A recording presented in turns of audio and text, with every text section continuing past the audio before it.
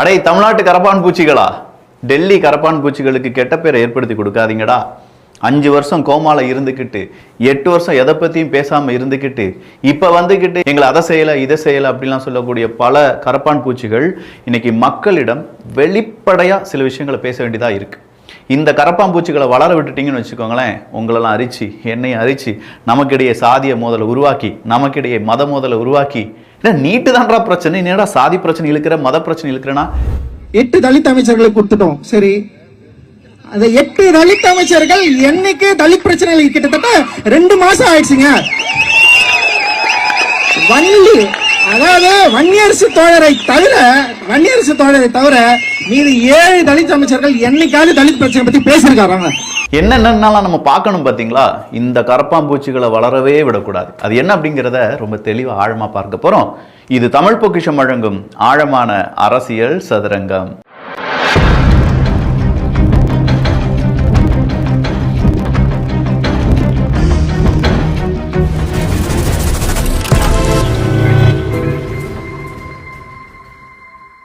First நம்ம பார்க்க வேண்டியது அக்காவை தான்.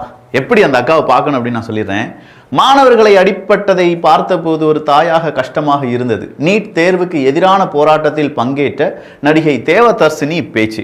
நீட் தேர்வுக்கு எதிரானதா, நீட் தேர்வை சரியா நடத்தணும் அப்படிங்கிறதுக்காக போராட்டம் நடந்துட்டு இருக்கா? ஃபர்ஸ்ட் இதை கன்க்ளூட் பண்ணுங்க. சன் டிவி இல்லாட்டி இங்க இருக்கக்கூடிய திராவிட மீடியாக்கள் இதை கன்க்ளூட் பண்ணாலே ஒரு விதம் பிரச்சனை என்னங்கிறது மக்களுக்கு தெரிஞ்சிடும். சிஜேபி அப்படிங்கிறவங்க தர்மேந்திர பிரதான் அவர்கள் என்ன செய்யணும்? ராஜினாமா செய்யணும். நீட்டு கொஸ்டின் பேப்பர் வினாத்தாள் அப்படிங்கிறது லீக் ஆயிருச்சு அப்படின்னு சொல்லி தான் அவங்களுடைய போராட்டம் நடந்துட்டு இருக்கு. அது 1% கூட இங்க காண்பிக்காம ஒட்டு மொத்தமா நீட்டை தடைப்படுத்த வேண்டும் அப்படிங்கிற அந்த கணக்குல மட்டும்தான் தமிழ்நாட்டில் கரப்பான் பூச்சிகள் பெயர்ல நிறைய பேர் காக்ரோச்சா மாறி உட்கார்ந்து ஊர்ந்துகிட்டு இருக்காங்க. ஒரு தாயா எனக்கு அதை பார்க்கும்போது ரொம்ப கஷ்டமா இருந்தது. ஏன்னா எனக்கு ஒரு குழந்தை இருக்கா, அவளும் ப்ராட்டஸ்ட் பண்றா, அவளும் சில விஷயத்துக்காக போராடுவா. அப்ப அவளுடைய சேஃப்டி என்ன அப்படின்ற மாதிரி எனக்கு உள் மனசுல வயதெல்லாம் கலக்குச்சு. அதுல இந்த தேவதர்சினி அவங்க பேசின பேசலாம் நானும் பார்த்தேன். அக்கா யாரு தெரியுமா? ஒரே ஒரு அட்வர்டைஸ்மெண்ட் போட்டு வரேன், அக்கா யாருன்னு உங்களுக்கே தெரிஞ்சிடும். வேலம்மாள் போதி கேம்பஸோட 40 நாட்கள் நீட் கிராஷ் கோர்ஸ் சேருங்க. நேஷனல் லெவல்ல டாப் ஸ்கோரர்ஸ், கிரேட் டாக்டர்ஸ் நம்ம போதி கேம்பஸ்ல இருந்து உருவாகுறாங்க. வேலம்மாள் போதி கேம்பஸ் நீட்டா 180 கொஸ்டின் 180 நிமிடங்களில். வாங்க வேலம்மாளுக்கு வாங்க. உங்களே மாதிரியான கரப்பான் பூச்சிகளால தான் இங்க பெரிய அளவுல தனியார் நீட் கோச்சிங் அப்படிங்கிறதும் செகண்ட் நீட் அட்டெம்ப்ட் அப்படிங்கிறதும் இந்த கரப்பாம்பூச்சி அடிச்சாலே சாதாரணமா இருக்கக்கூடிய மாணவர்கள் பிழைத்துக் கொள்வார்கள். நாங்க என்ன சொல்றோம்? நீட்டு எங்களுக்கு வேணும் அப்படின்னா எங்களுடைய சிலபஸ், எங்களுடைய கோச்சிங் இது எல்லாமே அரசாங்கமும் எங்களுடைய சிலபஸை நல்லபடியாக மாற்றி நாங்களும் நீட்டு தேர்வுக்காக ரெடியாகி விடுவோம் அப்படின்னு சொல்லக்கூடிய மாணவர்களை ஊக்கப்படுத்த வேண்டும் அப்படின்னு சொல்லும்போது நீட்டு கோச்சிங் தனியாக தான் நம்ம போகணும் அப்படின்னு சொல்லி அட்வர்டைஸ்மெண்ட் காசை வாங்கிக்கிட்டு கூவன இந்த தேவதர்சினி அப்படிங்கிற இந்த காக்ரோச் தான் இப்போ காக்ரோச் மீட்டிங்கில் போய் கரப்பான்பூச்சிகளுடன் உட்கார்ந்து இந்த கரப்பான் பூச்சிகளுடைய பெயரை கெடுப்பதற்காக வெளிவந்து கத்தி கொண்டிருக்கிறது. அந்த தேவதர்சினி அப்படிங்கிற காக்ரோச்சை பார்த்துட்டோமா? அடுத்த கரப்பாம்பூச்சி யார் அப்படின்னு பார்த்தீங்கன்னா அண்ணன் அமீர். அவருடைய எல்லா ஒவ்வொரு தொழில் தொடங்கும் பொழுதும் பக்கத்தில் இருந்து ரசிச்சுக்கிட்டு அவருடைய உயரத்தை வேடிக்கை பார்த்துக்கிட்டே இருக்கேன். நான் மேலே போகிறத இந்த தொழிலும் இறைவன் புறத்தில் இருந்து அந்த ஆதரவோட பெரிய வெற்றி அடைய நான் பிரார்த்திக்கிறேன், வாழ்த்துறேன்.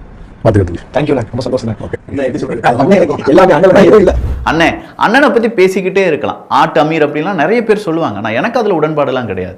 என்னை பொறுத்த வரைக்கும் ஜாபர் சாதிக்கினுடைய உச்ச தோழனாக இருந்து ஒரு கட்டத்துல நான் தோழனே கிடையாது அப்படின்னு சொல்லி போதைப் பொருள் அப்படின்னா என்னன்னு எனக்கு தெரியாது, எனக்கு ஹராம் அப்படிலாம் சொல்லி மாறி ஒரு பக்கமா உருண்டுகிட்டு நின்ன அண்ணன் அமீர் அவர்கள் வந்து பேசுறார். என்ன பேசுறார்? அதுல ஜேம்ஸ் வசந்தன் அவர்கள் சொல்லிட்டாராம், எங்க சிந்திக்கக்கூடிய தமிழ்நாடுங்க அப்படின்னு சொல்லி. சிந்திக்கக்கூடிய தமிழ்நாடு அதெல்லாம் கிடையாதுங்க. அப்படி ஒரு சிந்தனை கூட்டம்லாம் இப்ப இல்லை. அப்படி சிந்திச்சுட்டு இருந்த கூட்டம்லாம் போயிருச்சு. வேணா போய் பாருங்களேன், அங்கே ஒரு அந்த டிக்கெட்டுக்காக காத்துட்டு இருப்பாங்க, இல்லாட்டி படம் பார்த்துட்டு இருப்பாங்க அப்படின்னு சொல்லி. அண்ணன் விஜய் அவர்களுடைய படம் வந்துச்சு பார்த்தீங்களா? அதுக்கு எதிராக ஐயா ட்விஸ்ட் பண்றாராம். சார் சமூகத்துக்காக என்ன செஞ்சாரு? பருத்தி வீரன் படம் எடுத்தார். எப்படி பருத்தி வீரன் படம் எடுத்ததா ஐயா சமூகத்துக்காக சூப்பரா வந்து வச்சு செஞ்சு விட்டாப்புல. கோவம் வருது. பட் ஓகே, கொஞ்சமாக அடக்கிக்கலாம். ஏன்னா இந்த கரப்பாம்பூச்சிகள்லாம், இந்த அறிவு கரப்பாம்பூச்சி, இந்த பா ரஞ்சித் கரப்பாம்பூச்சி, வெற்றிமாறன் கரப்பான்பூச்சி, அடுத்ததாக இந்த இந்த இப்போ வந்திருக்க அமீர் கரப்பாம்பூச்சி, தேவதர்ஷினி கரப்பாம்பூச்சி, ஆண்ட்ரியா அப்படிங்கிறவங்க இப்போ அதுக்குள்ளே வந்திருக்காங்க. அவங்க கரப்பாம்பூச்சியா இல்லையா அப்படிங்கிறது தெரியல. ரேவதி அப்படிங்கிறவங்க வந்திருக்காங்க இல்லையான்னு தெரியல. சத்யராஜ் அப்படின்னு சொல்லும்போது அது ஆல்ரெடி ஜோம்பி தான், அதனால் அதை பற்றிலாம் பேசிட்டு காரியம் கிடையாது. அப்போ இந்த கரப்பான்பூச்சிகள் அடுத்தடுத்தா என்னெல்லாம் உளறிட்டு இருக்காங்க அப்படிங்கிறத பார்த்துடலாம். நீட் தேர்வில் மட்டும் கிடையாது, நீட் போராட்டத்திலும் குளறுபடிகள். இதற்கு முக்கிய காரணம் திமுக தான். இந்த இளைஞர் சொல்வதை கேளுங்க அப்படின்னு சொல்லி ஒரு இளைஞருடைய பேட்டி அங்க நம்ம பார்க்க முடியுது. நான் இங்க 3 நாளா ப்ரொடெஸ்ட் பண்ணிட்டு இருக்கேன். டெய்லி நைட் ஒர்க் முடிச்சுட்டு வந்து ஒரு 2-3 ஹவர்ஸ் வந்துட்டு போயிடுவேன்.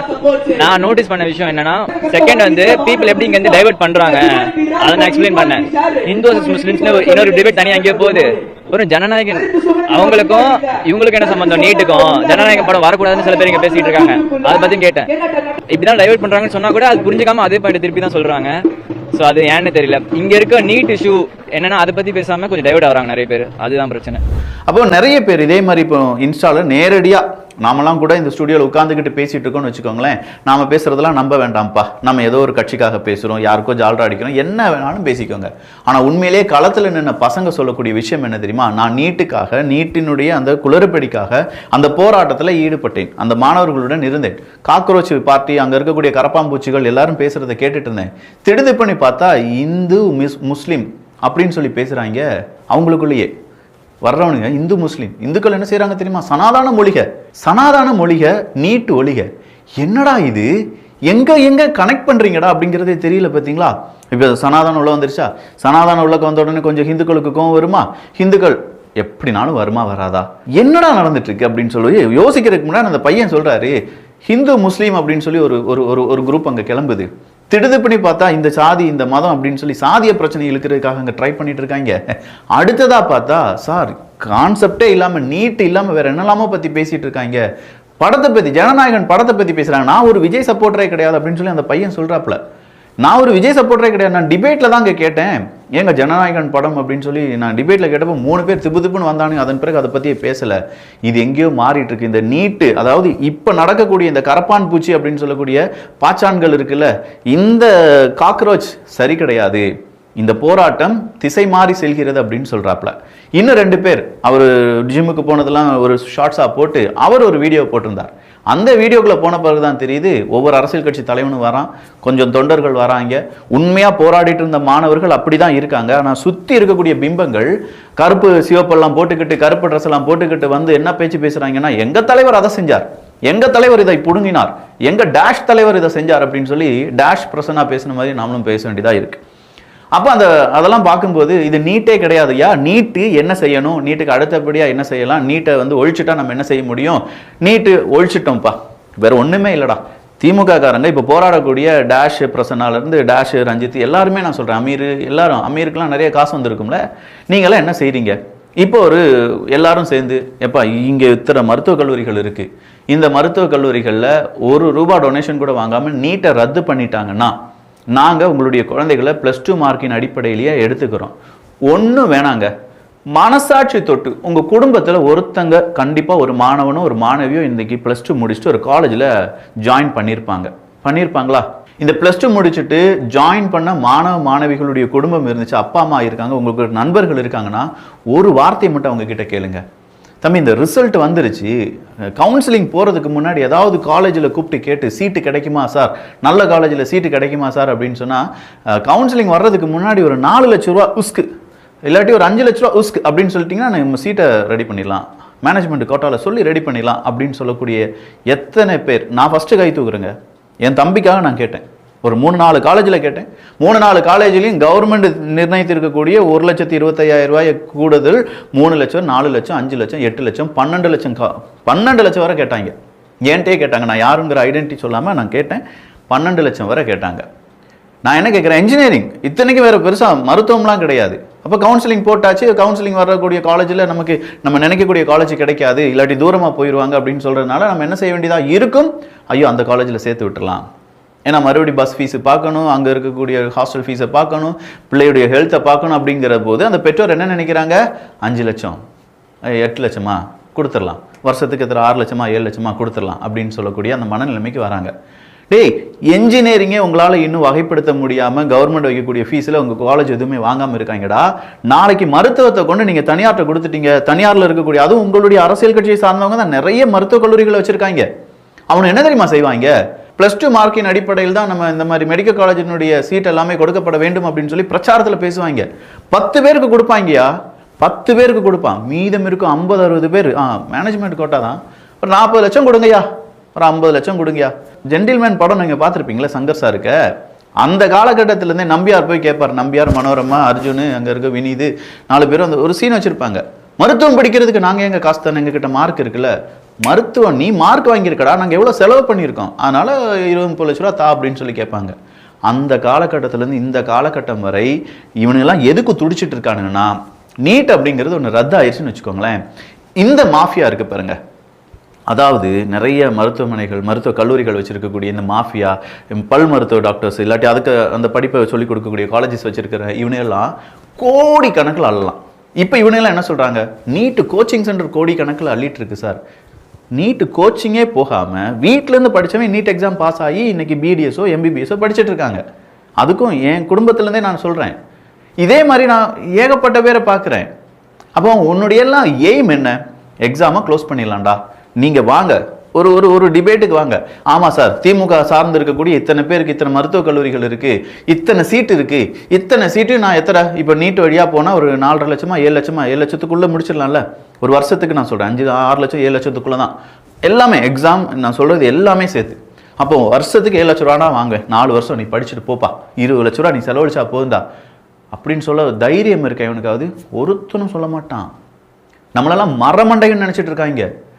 இன்னைக்கு நீட்டை ரத்து பண்ணால் நாளையிலேருந்து அந்த மாஃபியா பெருசாக வேலை செய்யும்.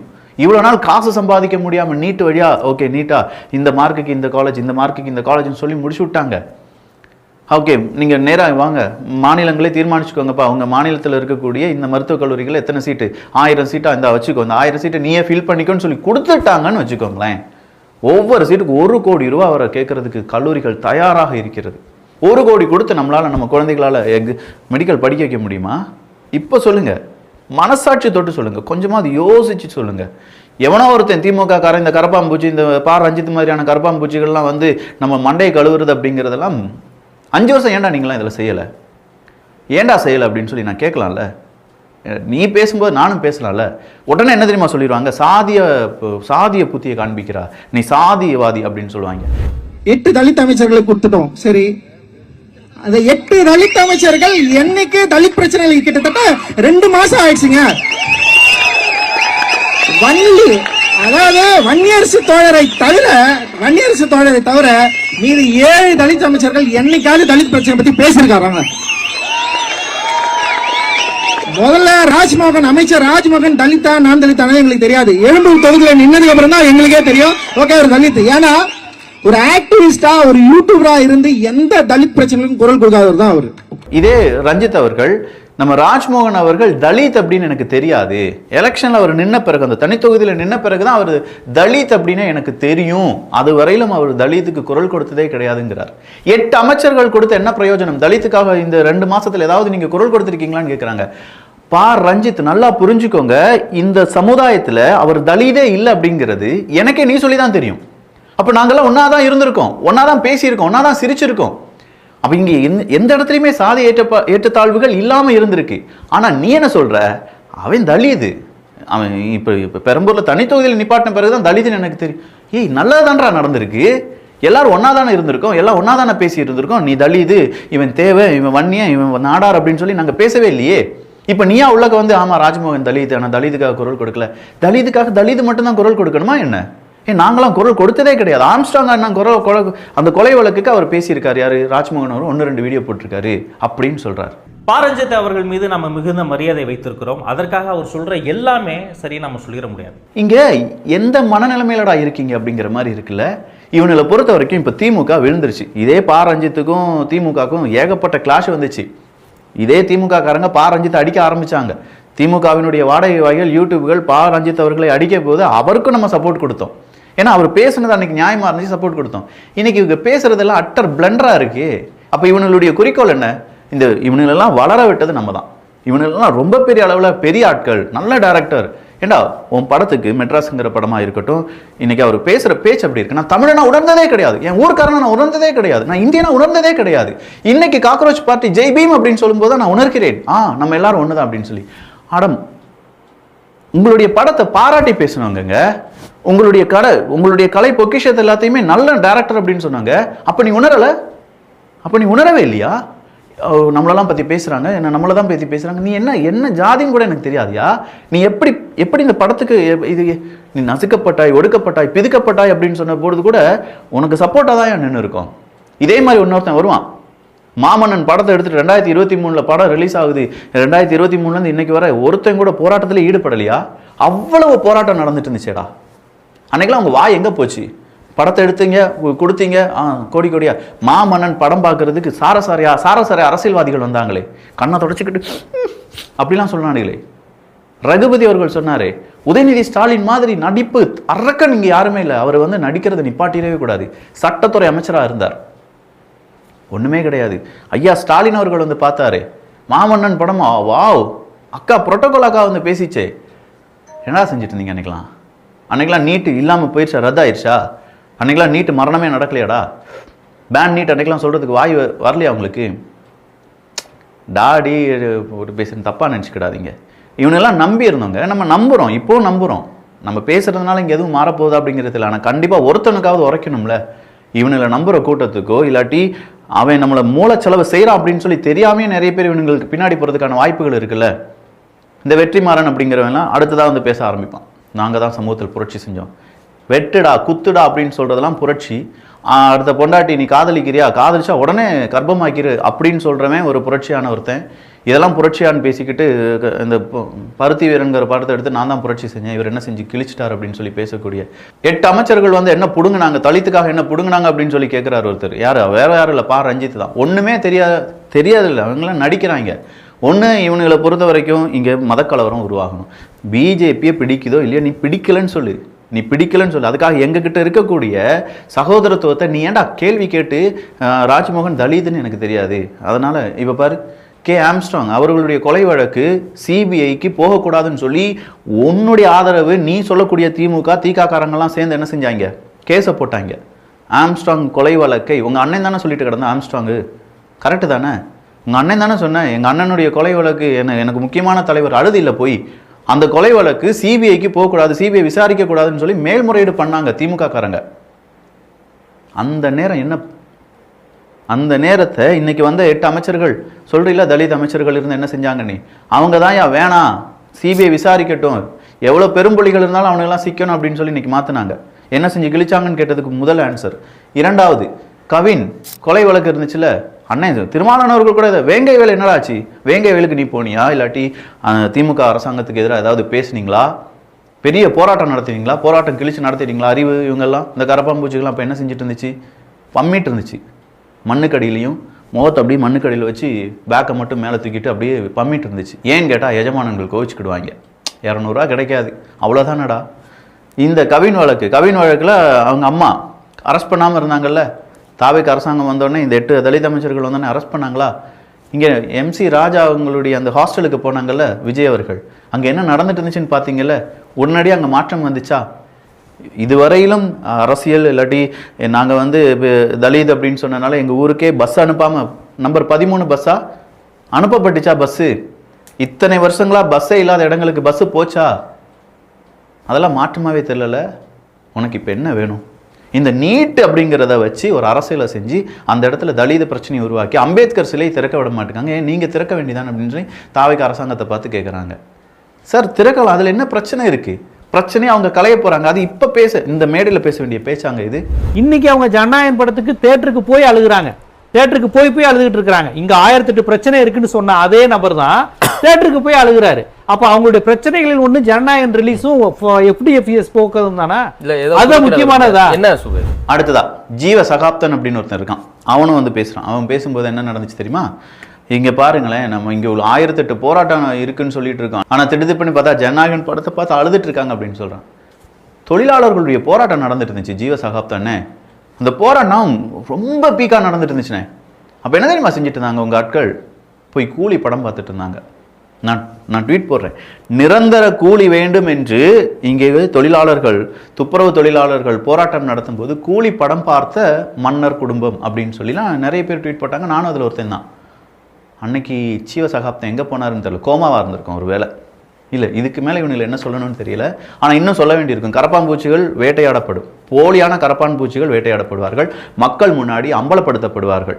இவனெல்லாம் பெரிய ஆட்கள் நினச்சிட்டு இருக்கிற இங்கே இருக்கக்கூடிய மக்கள், இவங்கெல்லாம் ஆர்ட்ஸ், இந்த ஆர்ட் வழியாக படம் வழியாக இவங்கெல்லாம் பயங்கரமான நம்ம பார்த்துட்டு இருந்தோம்ல, இவனை மனசு ஃபுல்லாக வன்மங்க, இவனை மனசு ஃபுல்லாக சாதி வெறிங்க. இவனை என்ன தெரியுமா செய்கிறானுங்க, தன் சாதி தன் சாதியினர்கள் அப்படிங்கிற அந்த ஒரு மனப்பான்மை எல்லாருக்கும் இருக்கணும் அப்படின்னு நினைக்கிறானுங்களோ என்னமோ. ஆனால் நாம் எல்லாருமே ஒன்றா இருந்தாலுமே அவனுக்கு பிடிக்காது. இப்போ ராஜ்மோகன் அவர்கள் நாம இல்லாட்டி இதே 8 தலித், எனக்கு தாவைக்கால இருக்கக்கூடிய 8 தலித் அமைச்சர்கள் யாருன்னு கூட தெரியாதியா? எதுக்கு நான் தெரிஞ்சுக்கணும்? அவன் என்ன மாதிரி ஒரு மனுஷன், நாங்கள் எல்லாருமே ஒன்றா தான் இருக்கோம் அப்படிங்கிற அந்த நினைப்புடன் தானே வாழ்ந்துட்டு இருக்கோம். இப்போ வந்துட்டு அவர் ஏன் வரல, இவர் ஏன் தலித்துக்கு பேசலை, தலித்து போராட்டம் அப்படின்னு சொல்லி இதுக்குள்ளேயே நீங்கள் இவ்வளோ சாதி ஏற்றத்தாழ்வை கொண்டு வந்து அதுக்கு அடுத்தபடி அடுத்த லெவலுக்கு போயிட்டானுங்க. சனாதானம் ஒழிக அப்படின்னு சொல்லி இதே நீட்டு எதிர்ப்பு தேர்வில் சனாதானம் ஒழிக அப்படிங்கிறான். நாளைக்கு அவன் ஹிந்து ஒழிகன்னு சொல்லுவான். இதே கூட்டத்தில் வந்து சொல்லுவீங்களாடா ஹிந்து ஒழிகன்னு சொல்லுவான். எல்லாருமே நாங்கள் ஹிந்துவாக இருக்கோம், ஹிந்து ஒழிகன்னு சொன்னோன்னா எங்களுக்கும் ஊசி குத்துற மாதிரி இருக்கும். இருக்குமா இருக்காதா? ஹிந்து மக்களுக்கு இருக்குமா இருக்காதா? திடுதிப்புன்னு இன்னொருத்தன் வெளிக்கூட்டத்தில் இருக்கிறவன் எதிர் திசையில் இருக்கக்கூடிய அப்போ முஸ்லீம்கள் ஒழிய கிறிஸ்தவர்கள் ஒழிகன்னு சொல்லிட்டு இன்னொருத்தன் போராட்டம் போட வந்துட்டானா அவனுக்கு இருக்கே, அவனுக்கும் நிறைய கட்சிகள் இருக்குது, ஏகப்பட்ட அமைப்புகள் இருக்குது. அவனும் ஏதாவது இப்படி பேசிட்டானுங்கன்னா நீட் ஒழிப்பே இவனுங்களும் செய்கிறாங்க, செஞ்சுக்கிட்டு அங்கே இருக்கக்கூடியவனுங்க எல்லாம் ஒருத்தன் ஏதோ ஒரு வார்த்தையை சொல்லிட்டானா என்ன ஆகுறது? ரெஸ்பான்சிபிலிட்டி, அக்கௌண்டபிலிட்டி அப்படிங்கிறத நம்ம பேசிகிட்டு இருக்கோம்.